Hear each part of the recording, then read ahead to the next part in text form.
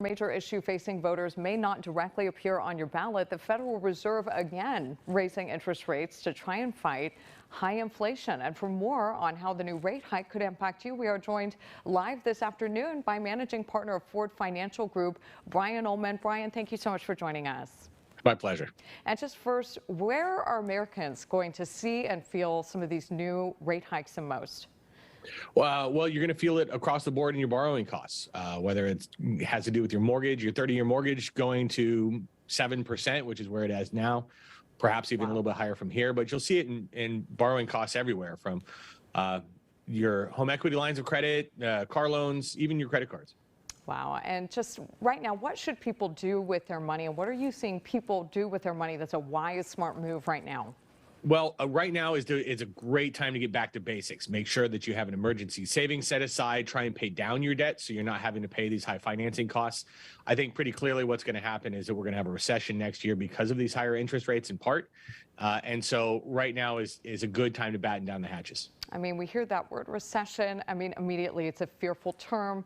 You know, folks are scared of not having enough money, not being able to pay their bills. Should people be taking any extra funds they have and investing right now? Is that smart?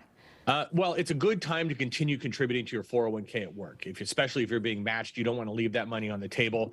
And if we look back from now, we may not be at the bottom now, but just like we had in the spring of March of 09, and even after the tech wreck, as you look backwards, you will discover that, this might have been a really good time to invest, in fact. Now, you don't want to go into debt or do anything that would allow you to invest, of course, but if you have some extra, you don't want to time the markets, but you always at least want to contribute to your 401k and continue doing that. Got it. If you have it, keep it up. Keep those accounts strong. Keep that going. Brian, what not to do with your money right now? What is the big no-no? People should just stop this immediately. Well, I think the kind of day trading that was popular during COVID, which was a glorified version of gambling, is probably not the answer, because the future right now, as far as markets are concerned, is uncertain. Really, in the short term, we don't know where things are headed. September was awful. October was great. November now, with this bit of a surprise that we had yesterday from the Federal Reserve, we don't know how the next few months will go. So I would say, be prudent with your finances and really get back to basics. Make sure you're paying down debt, you've got an emergency savings set to go, and then you're not spending above your means.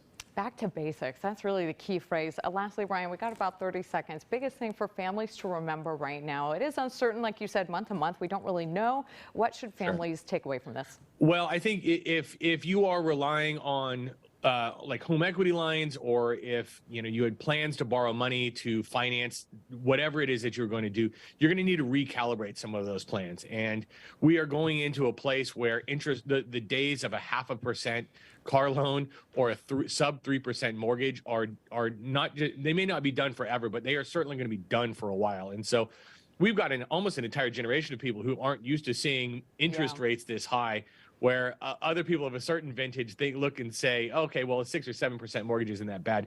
Historically, rates in the mid-single digits are okay. It's the pace of change that's been painful. So we're talking recession. The jumps that we've had from the Federal Reserve, we've had mortgages double in a matter of months. Yeah. That's interesting and different, and something that should give you pause. Brian Ullmann with Ford Financial Group. Brian, thank you so much for the great advice this afternoon. It's my pleasure. All right, take care. And 12:09, stick with us, because coming up next on Eyewitness News, Fresno Sheriff Margaret Mims is recognizing heroic achievements, the awards and promotions from today's swearing-in ceremony, and a